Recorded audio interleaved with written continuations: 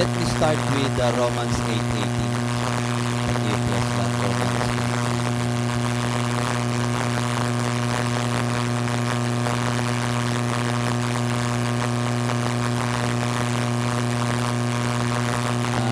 This message ay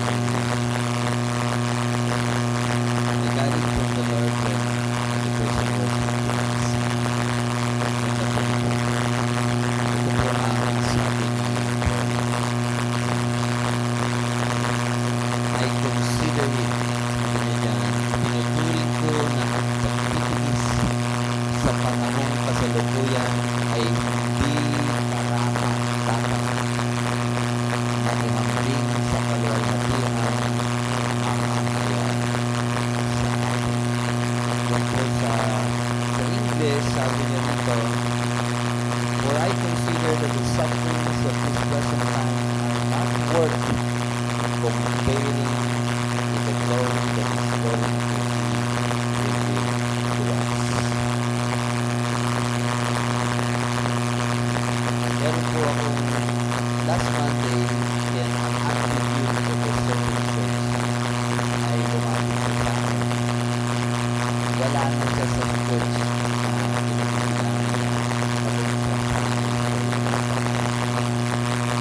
ano po ang dahilan? Dahil po hindi na makayanan yung ginagawa ng kanilang ano ba yung ginagawa ng head pastor? Si head pastor ay separated from the legal one. But the church doesn't know that he is legally separated. At ang active youth na ito ay alam niya na yung head pastor ay may karelasyon na miyembro. Dahil alam niya ito, silang dalawa lang ang makakawan ni pastor at sa kalito. Hindi niya ngayon alam ang kanilang gagawin. Dahil alam niyo youth na ito, yung ginagawa ng pastor sa kanilang mundo, eh tinatakot siya ng pastor na huwag na sa kanya, kundi tatanggal niya sa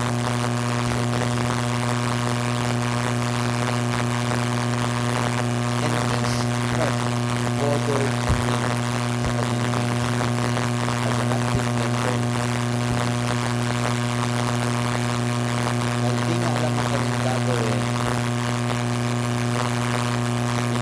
kinausap niya yung babae, pero sabi niya, wala, mahal niya raw. Ano ang ginawa niya? Umalis siya sa church. At tinanong niya sa akin kung tama yung ginawa niya.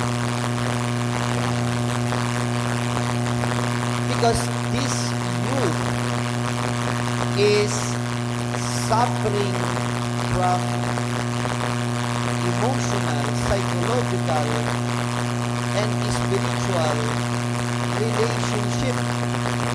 Yung tatay na tinitingnan niya ay may problema at tinatakot siyang tanggalin sa ministry. Ngayon hindi niya alam ang kanyang gagawin sapagkat yung kanyang damdamin talagang gusto nang sumabog. Gusto niyang ipagsabi sa buong iglesia. Pero hindi niya magawa-gawa kasi tatay niya sa pananampalataya.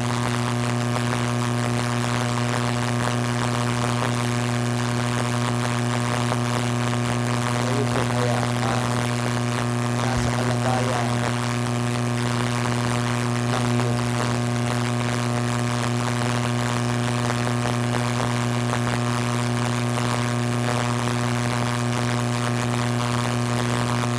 problema ay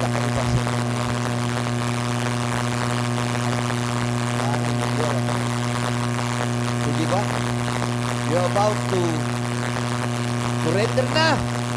Buti na lang, binasa kanina yung Romans 12:1. Surrender na. Kaya ako umalis ako. Dahil wala na ako. Ang tanong ko lang sa kanya, inausap mo ba, Lord, bago ka umalis doon? Alam ba niya? Wala, basta di na lang ako makinig.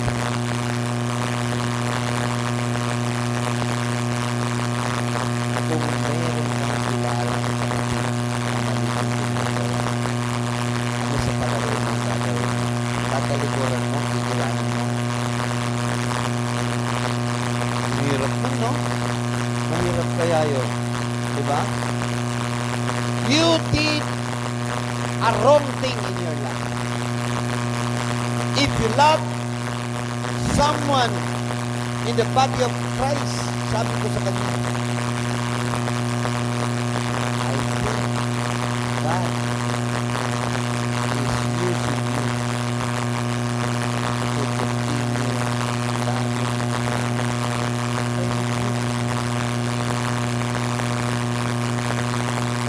Paano naman ako? Paano naman ako? Yun na nga eh. You think of yourself, paano ako?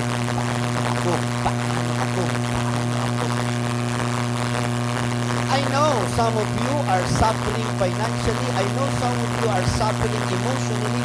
I know some of you are suffering psychologically. Hindi nyo alam kung anong gagawin ninyo. Ayan ang sinasabi ng Panginoon. If you are confused, do not decide. If you are confused, do not ask anyone else. Ask the Holy Spirit. Ask the Word of God. Siya nakakaligtan natin na yung mga paghihirap natin sa mundo nito kahit sa relasyon natin katulad nito. Ang tagal namin nag-usap. Sabi ko maglalaro na ng basketball eh. Kasi alam mo sa basketball ko, parang may porter rin ako doon. Ang dami na nakikita ng mga leaders, mga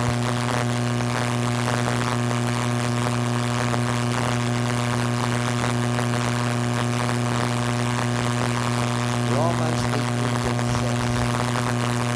Paul ay sigurado. Sabi niya, ang mga paghihirap na ito, all these kinds and forms of sufferings sa mundong ito at sa kasalukuyang ito, sabi niya, walang kwenta ito. Walang kwenta ito kung ihalin tulad mo sa langit, sa kalwalhatian na darating sa buhay natin.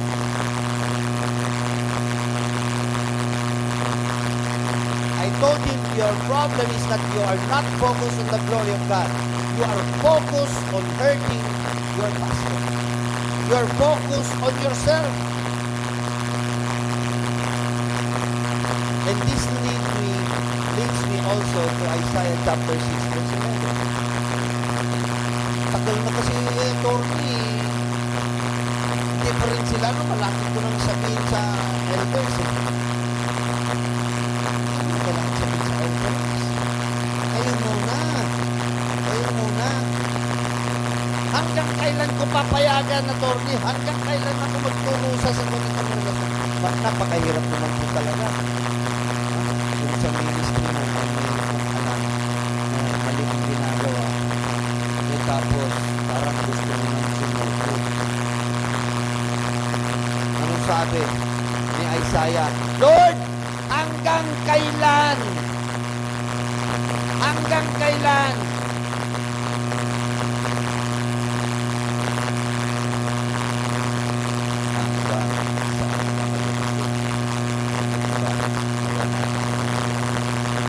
Hanggang kailan? Hanggang ang mga bahay ay wala. Hanggang hindi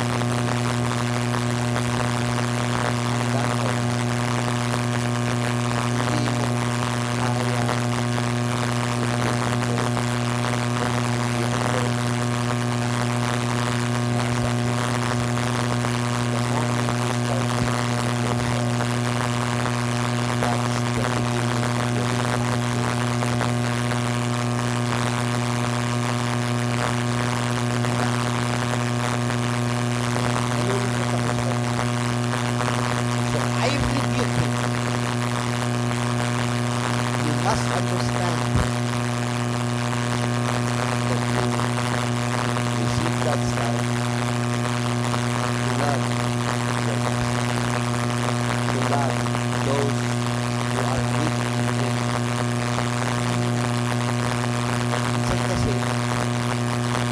when you started comparing yourself to others, you're started sinning. Why? Kasi pag kinumpare mo yung sarili mo sa iba, either makikita mo mas magaling ka sa kanila o mas mahina ka sa kanila. Mamaya, ang topic ko about discipleship is about Peter walking on the sea. Sinasabi lang ng Panginoon dito is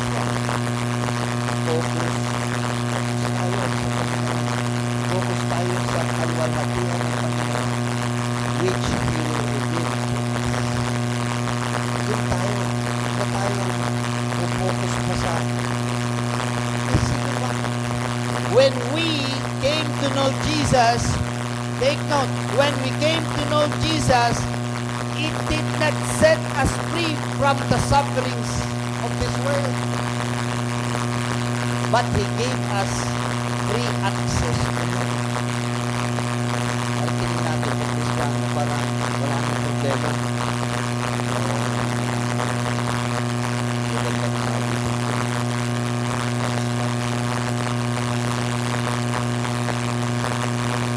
Sabi niya dyan, hanggang kailan, Panginoon? Hanggang mawasak na ako.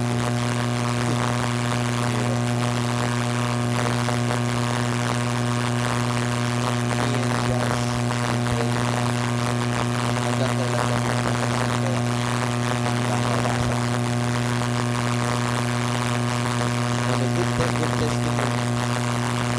We've been praying na maibalik din namin family fellowship dahil yung mga anak namin ang may boyfriend na girlfriend. Mag-fellowship lang kami apat. At dahil may boyfriend girlfriend na sila, we were praying for so long and high na makasama namin yung boyfriend namin. And that happened last night. At mamaya ay meron din sila. Pero what is that?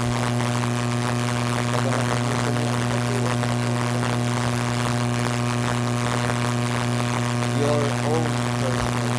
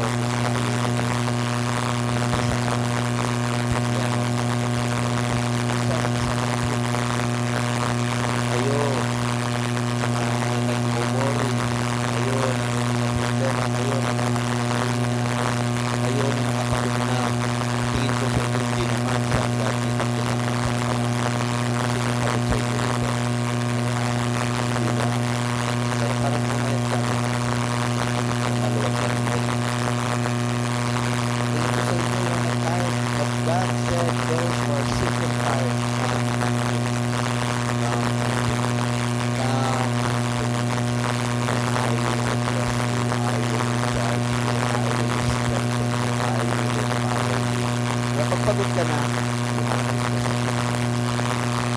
amen? Palakpakan mo natin.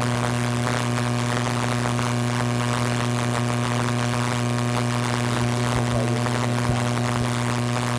Nakita mo natin sa akin ang topic na pinili sa akin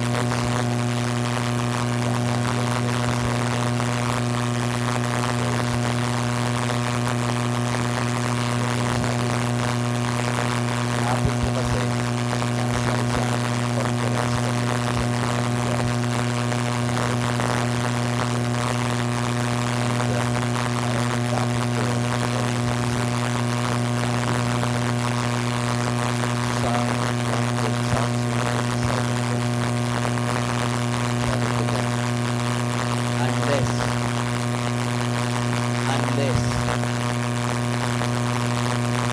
unless the Lord builds the house, the builders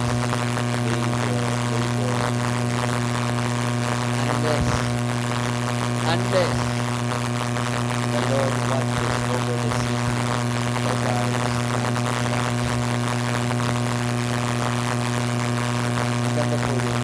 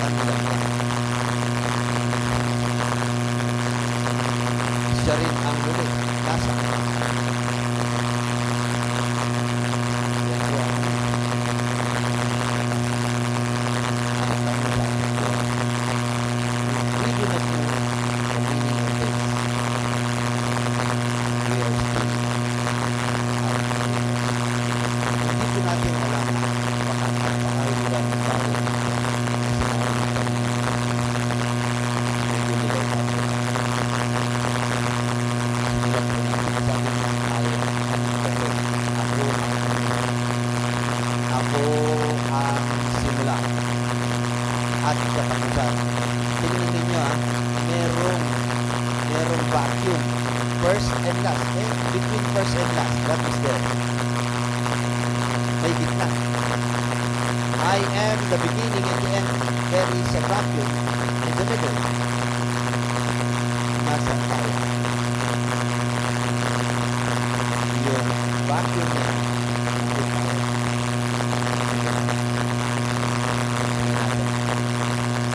bagamat ang Panginoon, biblically speaking, has no end. Why? Because He is the eternal beginning and eternal end. Sa Kanya lahat nagmula. Sa Kanya lahat. That is your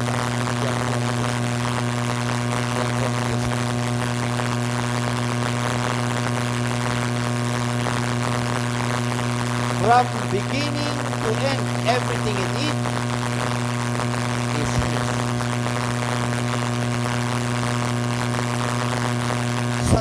Sa simula hanggang sa katapusan ng katapusan, lahat ng napakaloob doon. At sinabi mo na ay ang Alpha and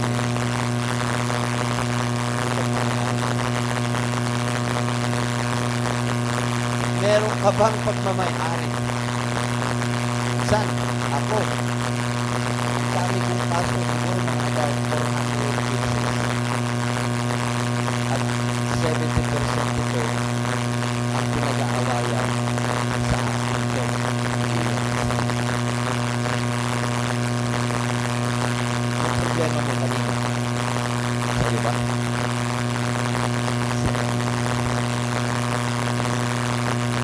Kaya nga kung sa Kanya, what will you do? Kasi pagka yung problema na yan ay binibaby mo at tinago mo pa sa bahay mo, nilagay mo pa sa kwarto mo, ibinulsa mo pa yan at inupuan mo pa ng asawa mo tapos tinitingnan mo lang. Naku, dadami yan. Pagka tinago mo, yan, lalago yan, tinanin mo, lalago yan. You will give the problem to the Lord.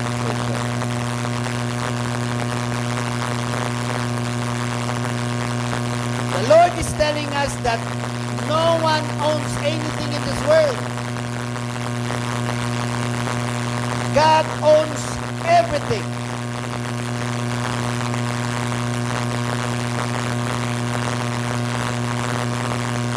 Even your feelings. Ayaw natin.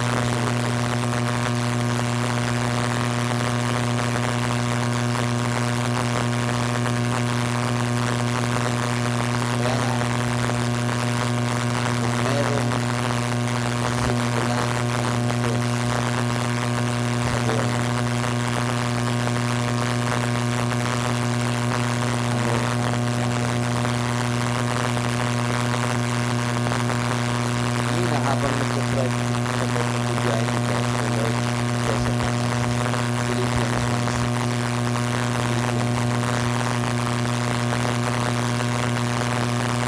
Romans 8:18 kanina, kasiguraduhan. Dito rin sa Philippians 1:6, kasiguraduhan. So, pinag-usapan natin dito ang kasiguraduhan.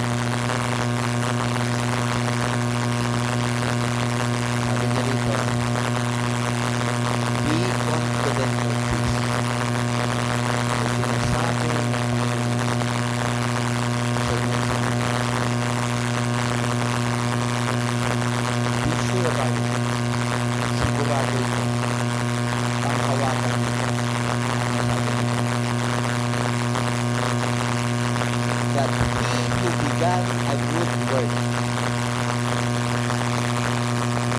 Ang sino man, sabi na dito, tukuyan na natin, si Jesus, sabi niya, siya ang nagsimula ng magandang gawain. It is the Lord who has begun a good work in you. In other words, ang Diyos ay may binigay na trabaho. At siya ang nag-umpisa nito. Take note.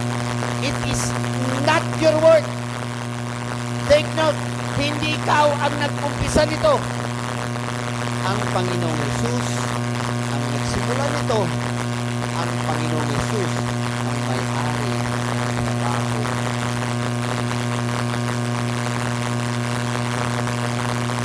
Kaya yung mga ginagawa niyo sa church, sinimulan niya sa Kanya yan. Hindi para sa atin. Hindi para kanino. Hindi para sa audience. Minsan ganun mga Kristiyano, imbes na demonstrators, performers. Nagkarga po yung performers sa isang tao demonstrator. Demonstrators, you demonstrate, you do what the Lord wants you to do. Ang performers, you do something so that the audience will be able to say, wow, ang galing. But a demonstrator says this is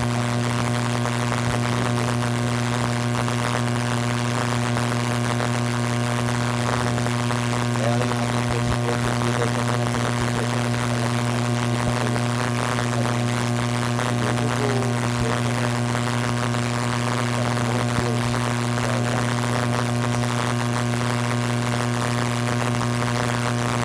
At sinasabi rito mga kapatid, sabi ni Paul dyan, sabi niya dyan, Jesus is the one who started a good work. Anything that the Lord has started is good.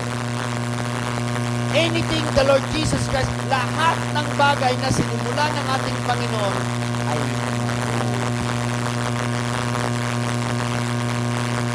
yan po sinasabi. Sabi niya rito, pangako niya sa atin. Pangako niya sa atin. I will carry it on to the conclusion until the day.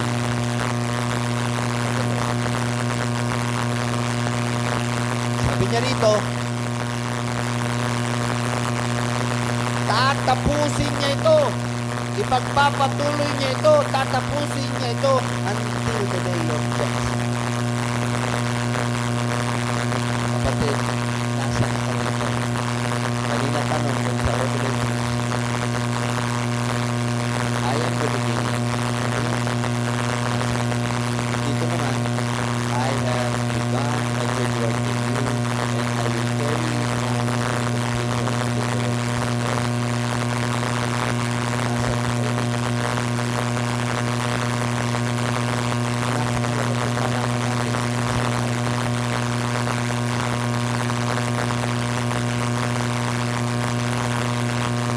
To be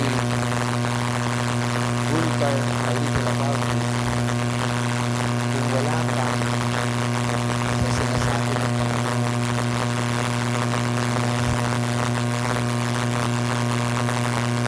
if God has not started a good work in you, bakit kaya until now the Lord has not started a good work in you?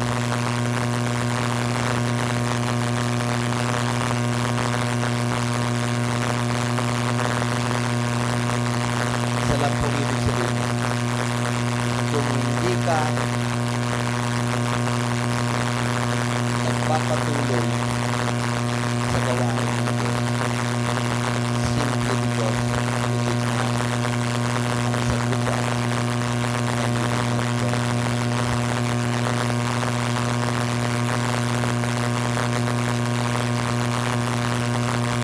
Ulit ko. If the good work of the Lord has not yet started in your life,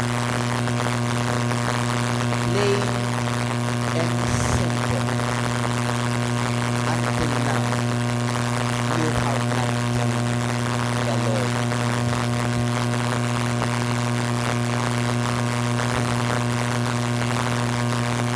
Kaya ang susunod na tanong, pasensya na kayo, kami mga abogado,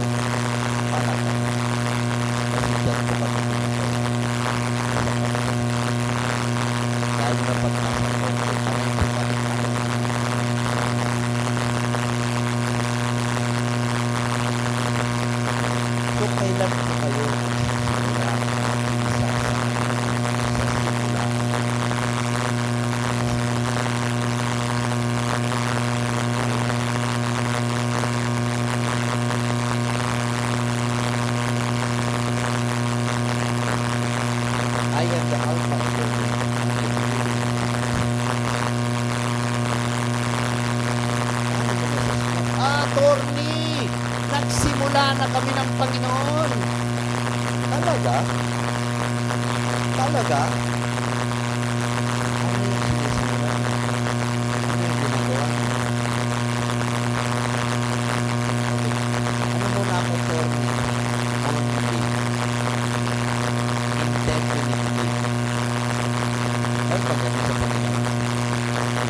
Yung mga tumatanda, yung mga pastor, di ba yung sinasabing theology?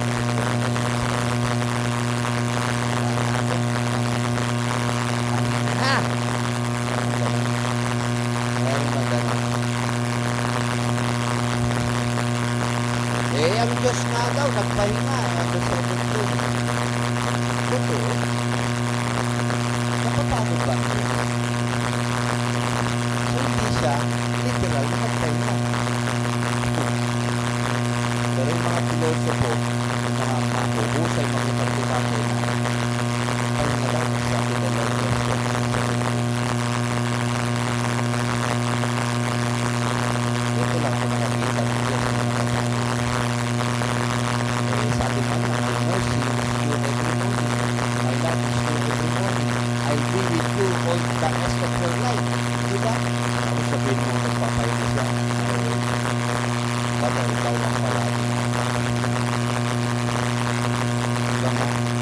Sa food in the sun, akala mo ikaw lang. Pero nagpapahinga ka. Actually, Lord, pagkaka naman, ang hirap yung pinagpapahinga. But that's a better thing. When you are loaded with problems, you come to the Lord and say, Lord, take the burden.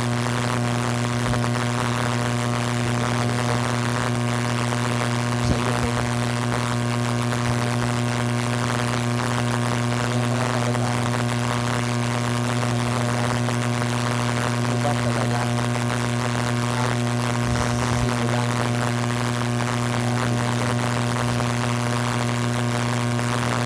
wala akong simulan hindi po tatago pupunta rin sa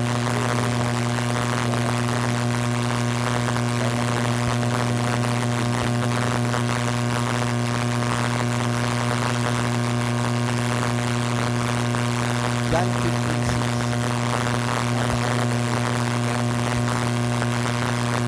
kaya nga sinabi niya I am the Alpha and the Omega. I am the first and the last. I am the beginning and the end.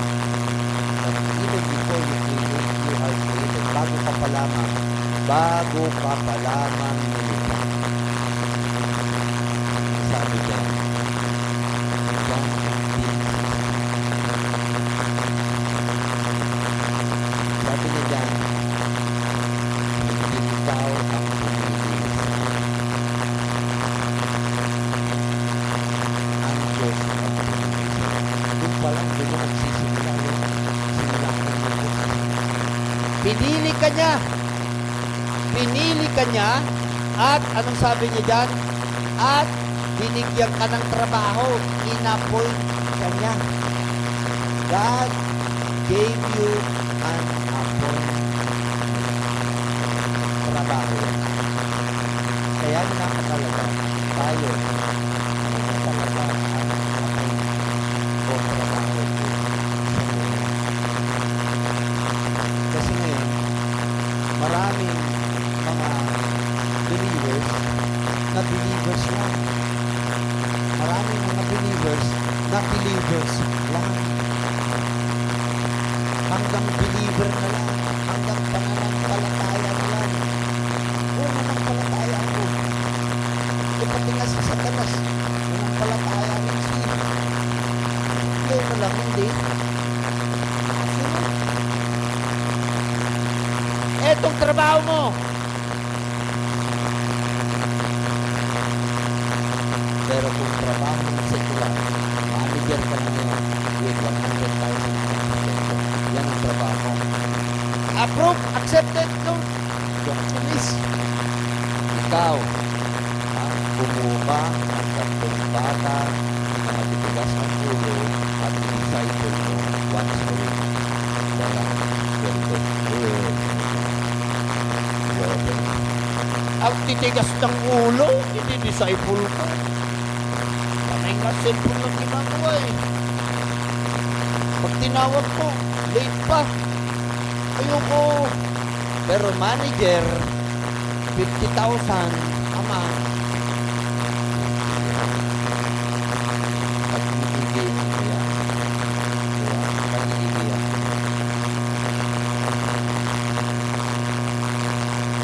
You did not choose me, said the Lord, but I chose you and appointed you so that what? Sara kayo ay humayo. Ito yun. I am the beginning and the last. I am the first and the last. I am, yun na yun. Go. Between is you go. And what? Bear fruit according to your calling, according to your word given by the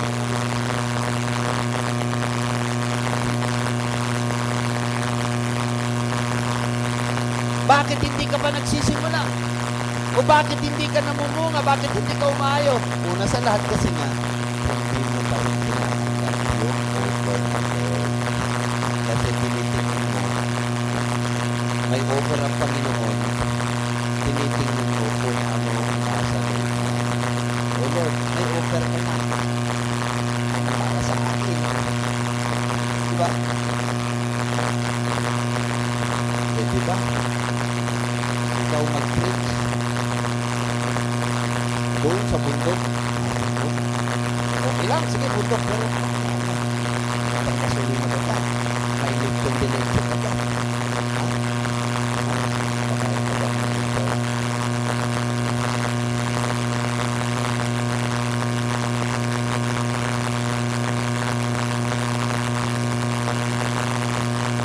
you must accept God's offer to you. And from the moment of acceptance, you have joined the Lord in His Word. And it's only then that you will start working the good work of God.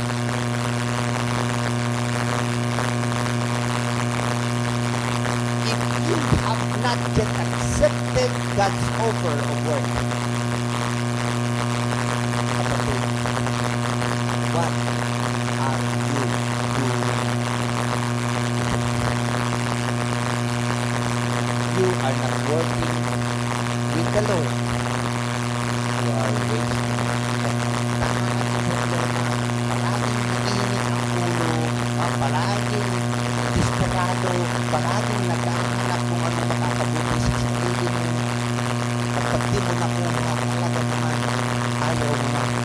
Madaling mapagod ang hindi.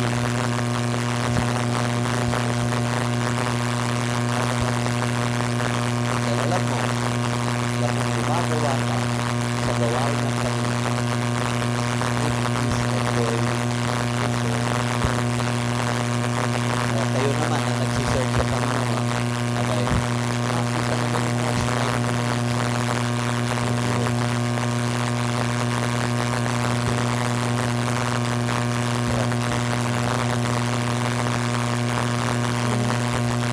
Kaya ko kahit sa practice pa lang,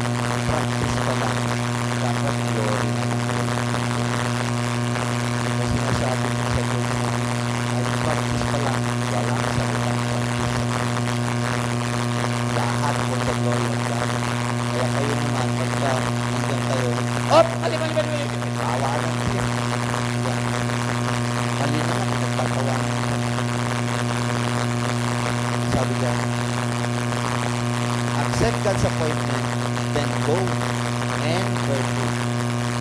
Go and bear fruit. Mamunga kayo. Mamunga kayo ng bunga na permanente. Ayan ang permanente. So that, ganda ng pangako ng Panginoon dito eh. Ano naman ang hihingin ninyo sa pangalan ni Jesus. Ano naman ang hihingin ninyo sa pangalan ni Jesus. Ibigay mo.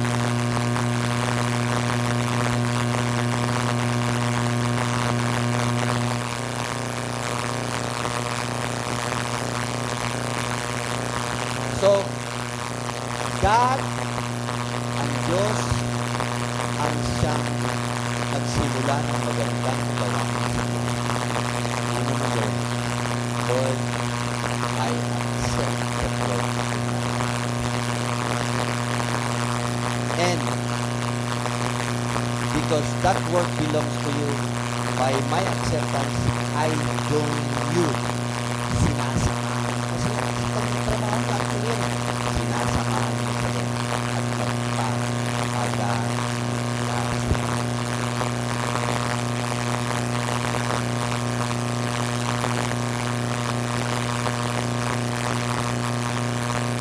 You must understand what the good work, what the good job, what the God has given.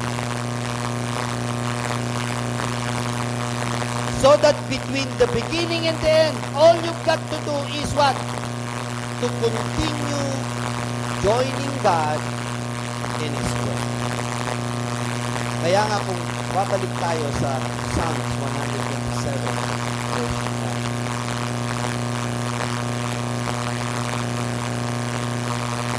Unless, sabi niya rito, it's the Lord that builds the house. Pero nung na-build na yung house, hindi na siya ang nag-work doon. Ang ginagawa nila lang ay watching. Sino tinitingnan niya? Ikaw at ako nakasama sa trabaho. Okay?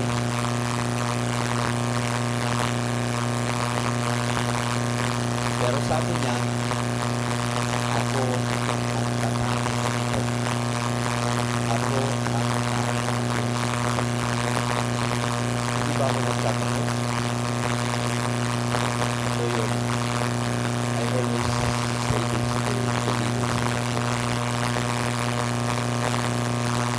One stone tinawag ko. Trabaho lang. Huwag mong isipin katapusan ito dahil yan ay tandaan po natin. Kaya nga yung sinasabi yung mahalin ko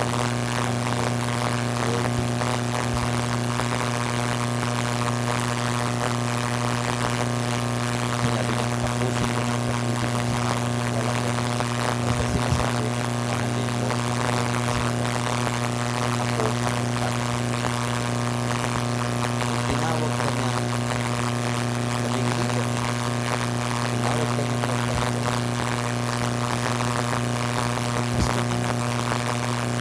Mag-lead ka. Huwag mo isipin sa mga. Dahil ang ending, ay ang Lord. Baka mamaya, tinapos mo na. Ayaw ka pa. Remember, the ending of it all, ang katapusan ng lahat, ay sa Diyos. Nasaan? Saan ka magmula? Ibig sabihin po nito, between the beginning and the end, your job is to continue working.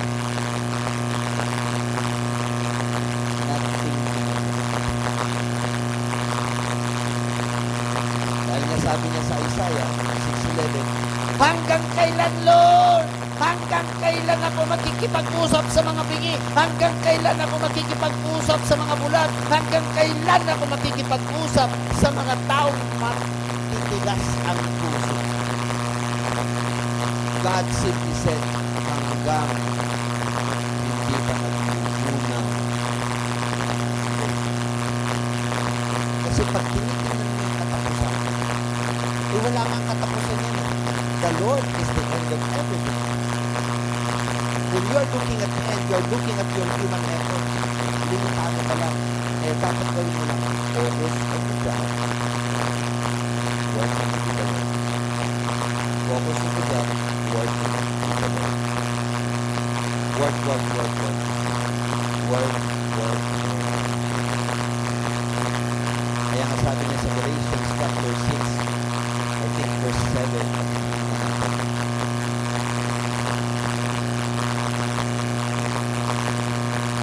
huwag kayong pataya, ang Diyos ay hindi maaaring loob sapagkat anuman ang ihasik ng tao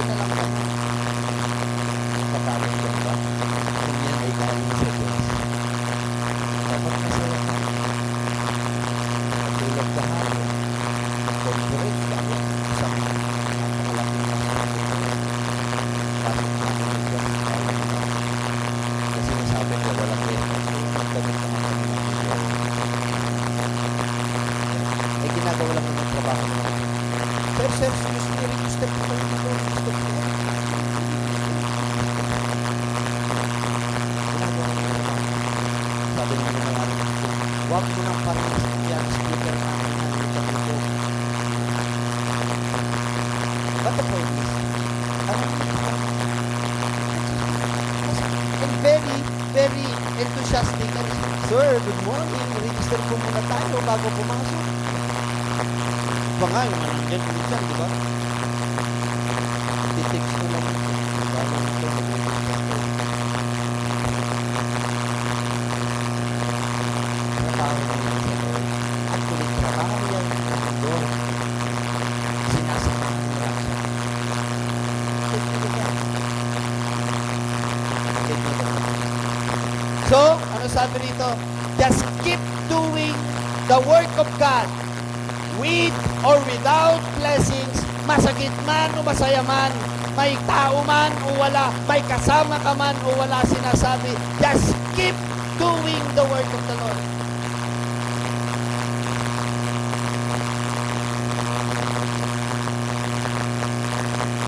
Just keep doing the work of the Lord.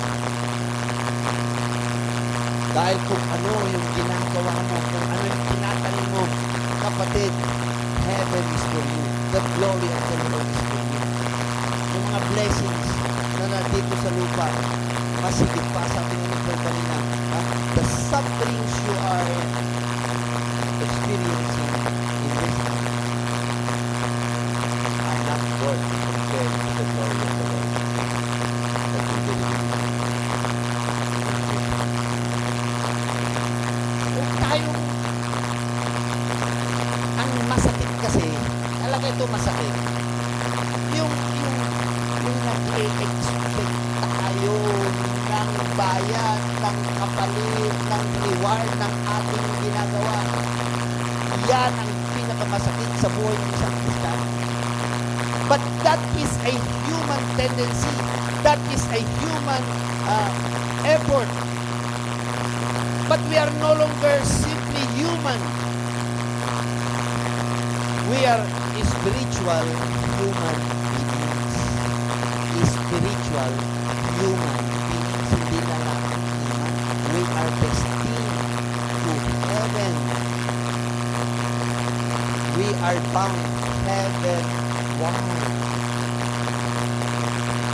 Kung tutuin nasa atin ng Diyos at kasama natin ang Diyos sa trabaho natin, papansinin man tayo ni pastor o hindi, pamimeriendahin man tayo ni pastor o hindi, patuloy na sapagkat higit pa ang orientasyon.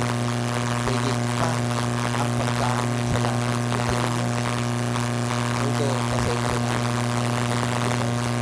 While there is still being, there is no more being.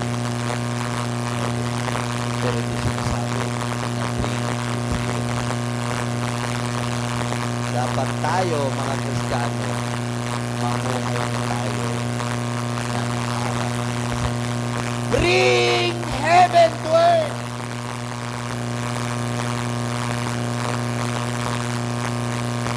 Kaya kahit na kinikriticize tayo, kahit na pinupuna tayo, nagsaya tayo sa Panginoon. Keep rejoicing to the Lord.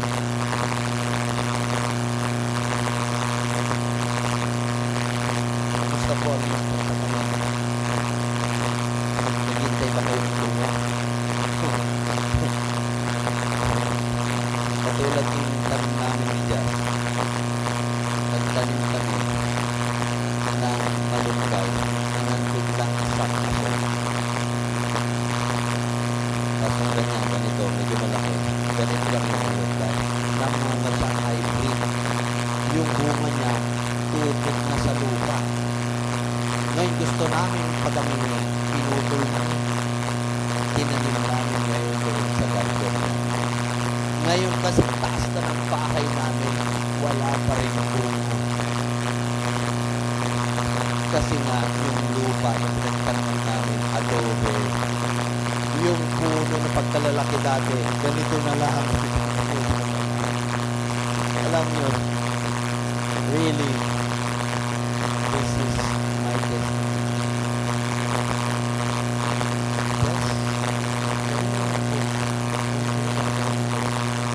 Huwag kayong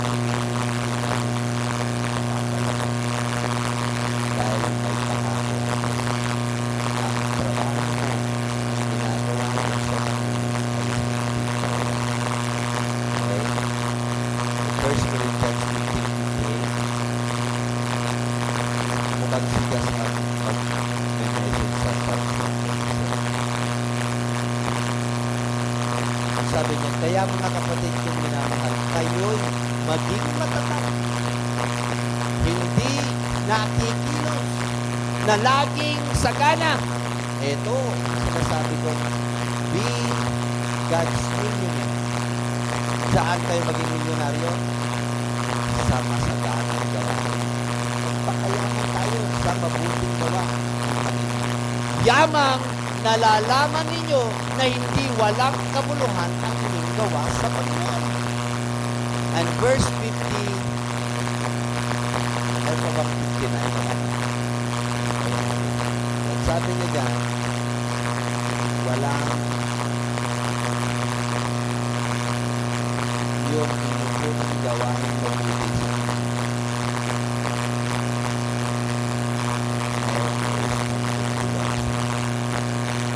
sa tandaan po ninyo, lahat po tayo maglalakad sa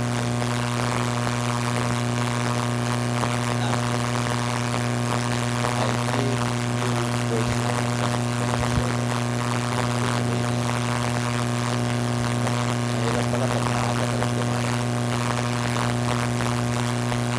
Sabi dyan, 51.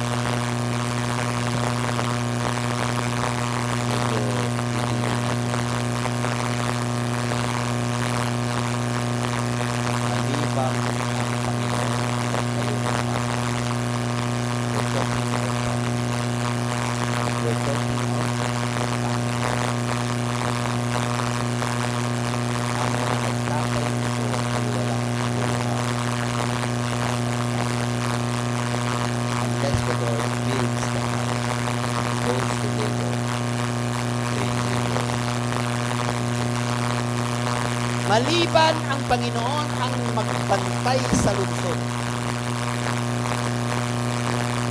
Pamilya at siya ang magbantay sa pinalalagyan nila. Bantay ay nagpupuyat ng walang pamilya.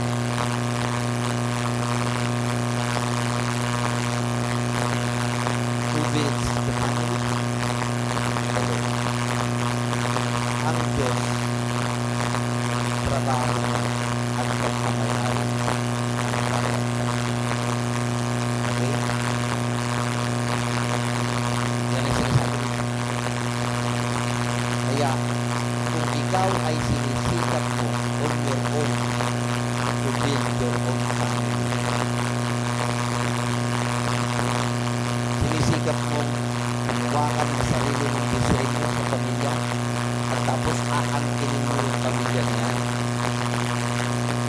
magagawa natin yan, lalo na tayo mag-isa ko. Why? Huwag mong aangkinin yung pamilya niya. Pamilya mo, ito ko lang naman.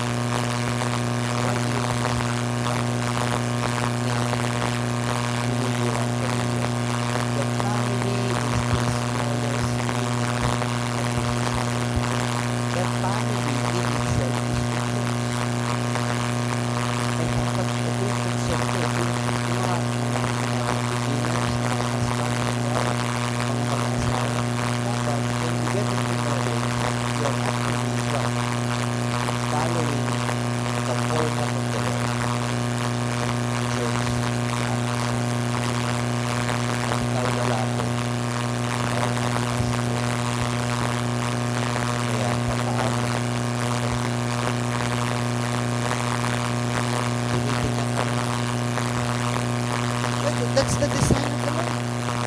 Yan po, kaya kasi nasabi ko, at ayaw rin mga pastor na nagkakasal, you should teach this. Pangalan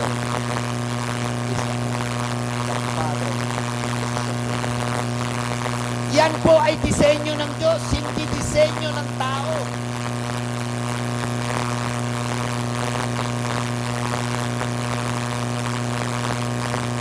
Bahala ka lang kahit sino. Basta, mayaman.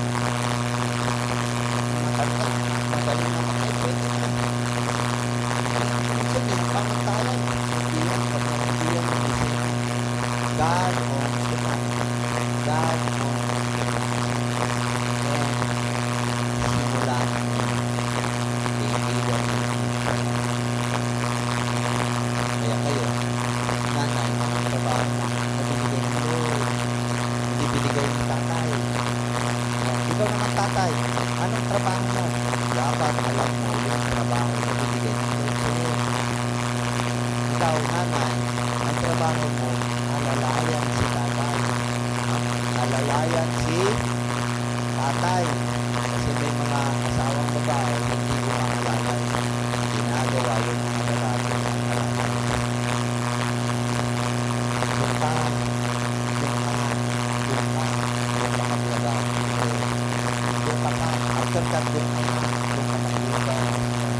After that, doon ka magluto. Ito lang,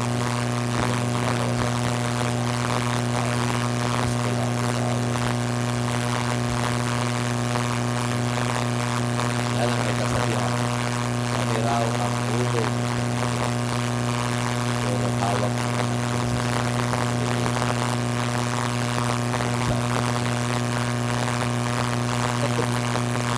the Lord builds the house. Dapat gampanan natin ang trabaho ng Diyos. The family is created by God to love Him, to worship Him, to glorify Him. Yan ang pagpamilya ka na para mawala ka ng sa poderso. Pabigat ka na. Bumalik ka, alas 12. Minsan, alauna pa ng oras. Nakakapuyat ka na. Kasama ka na. Tapos kung kakapanin ka naman sa akin, gusto mo ka pa, ganun ba? Hindi ganun. Ginawa. Kapon. Ang tema ng seminar ay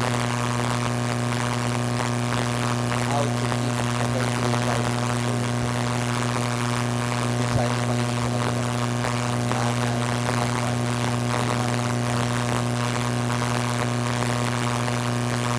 sabi mo, kayo mga magulang ay walang relasyon sa Diyos. Kung kayo mga magulang hindi nyo alam ang trabaho nyo sa bigay ng Diyos, ang gawin nyo sa bahay. Ikaw ngayon ang magtay. At ikaw ang mag-modelo.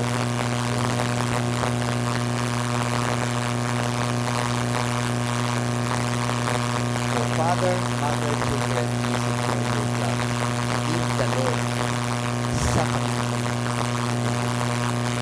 Siya kasi ang kayo at nagtulungan. Hanggang pangasibilan nila. Society and family give glory. Kaya yung anak natin, natin giving glory to the Lord. Nasa sila. Bata, late pa lang sila. I know some of you are still orphans today. Patuloy lang sa tayo. Wala nang pagpipili. Wala nang pagpipili. Kasi kasama mo sa kanila. You will truly. Now, the next point is this. Unless the Lord is the one who comes, lahat ng mga tao nagsusupervise ang bahay niya, ang pamilya niya, ay nagsusupervise. Because the Lord, being the owner of the family, being the one who designed the family, He cares for you. At siya ang protector. Siya ang mag-supervise. Siya ang nanangalaga.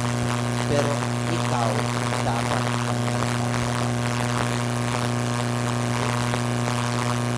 Una, trabaho niya yan, binigay niya sa'yo, ayun na, work it out.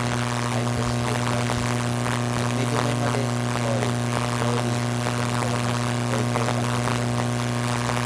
Hindi naman, ganun siya. Pero kung kukuha ka pa ng isang batalyon ng security guard para hindi makalabas ng ito, isang batalyon na drivers para ipag-drive yung wala. Mga tinunang mo ay the best protector, the best God, the best God is there. And when He watches, He cares for you, and His faithfulness, His goodness will always be with you. Ganun siya. Sabi nga,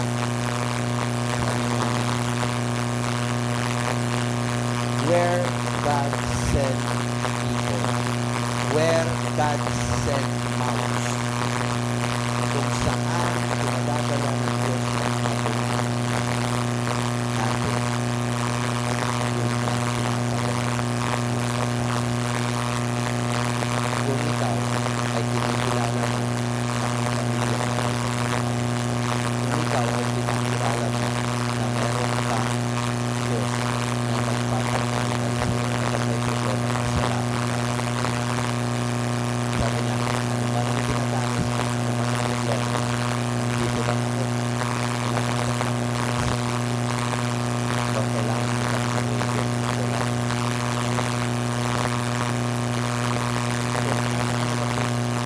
Sinasabi dito, I will go to this for a purpose. Your job between simula at hindi po sa inyo simula at katapusan. Ang simula dito ay ang Diyos. Huwag mo kunin ang trabaho kanino. Samahan mo lang siya. Okay? Huwag mo kunin ang trabaho ng Diyos katulad din ng iyong kunin ang pagkakagawa. Just join me sa work. And once you have joined God,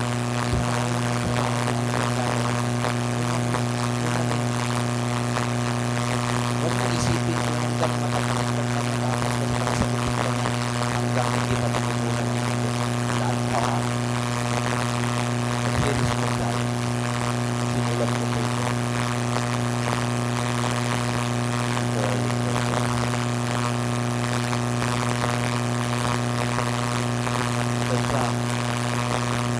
From between sa pagitan po ng simula at katapusan, ang trabaho natin sa Panginoon ay our job with God is tandaan po natin, walang retirement po. Baka mag-retire ka na. Wala akong retirement sa paggawa.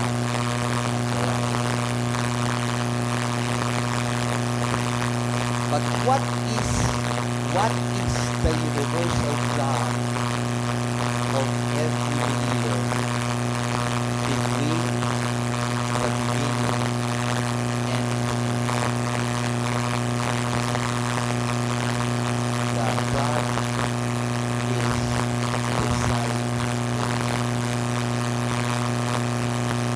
Ulit ko po.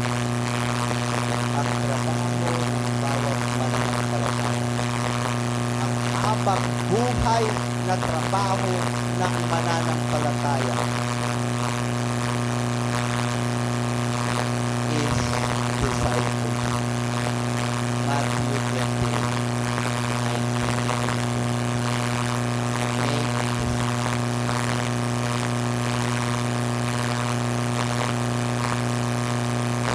Ito ang trabaho ng Diyos ng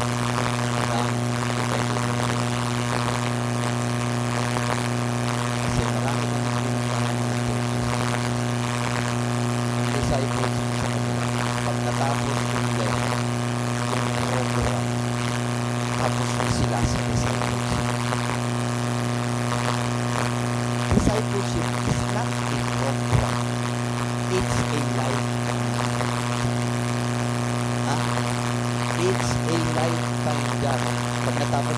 Dapat tapos ka rin natin sa discipleship.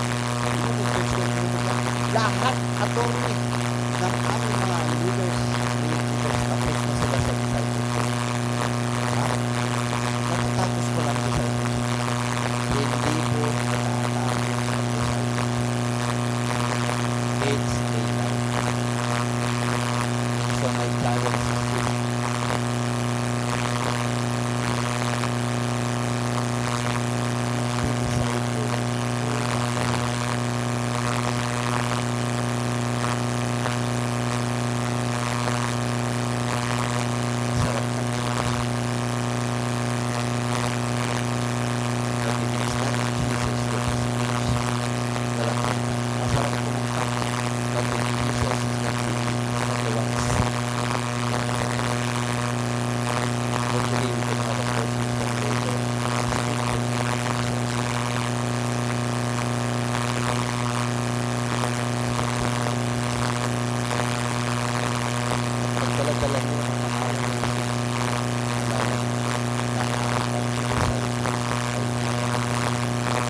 Sabi nga ni Ate Jasmine, kahit ang mga ordinary na gusto nila magpalisan, outside natin sila.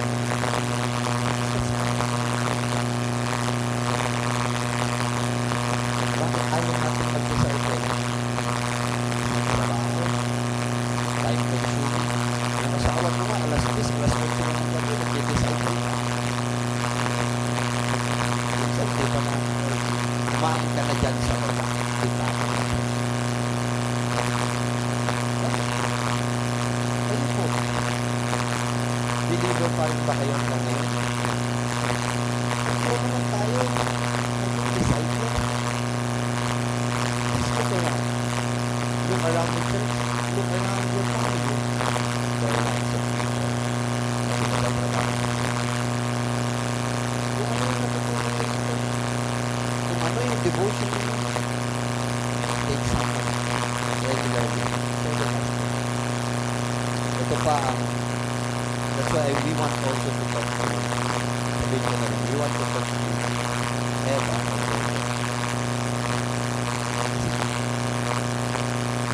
we need to share something about training, developing, and using leaders in furtherance of the discipleship work of the Lord. Kaya mga kasama yung mga dinidisciple natin will stand up for Jesus, will rise up for Jesus, sharing the gospel sila. Alam ko, iba dito nagre-reklamo. Nagpunta kami na lang dito.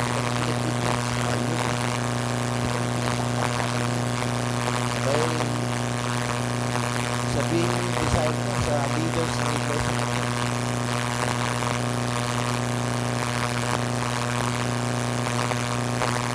this church can start with a congregational discipleship.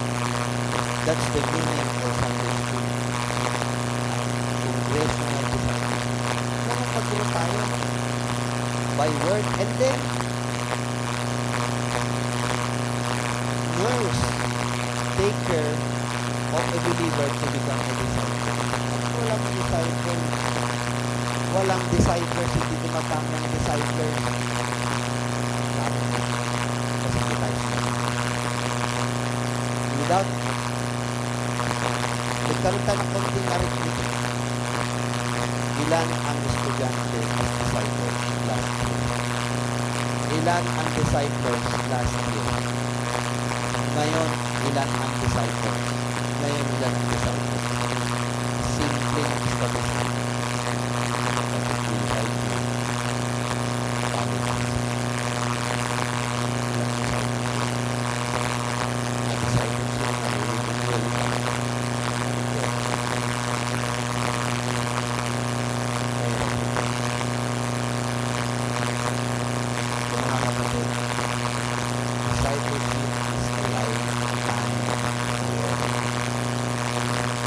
Give time to this one.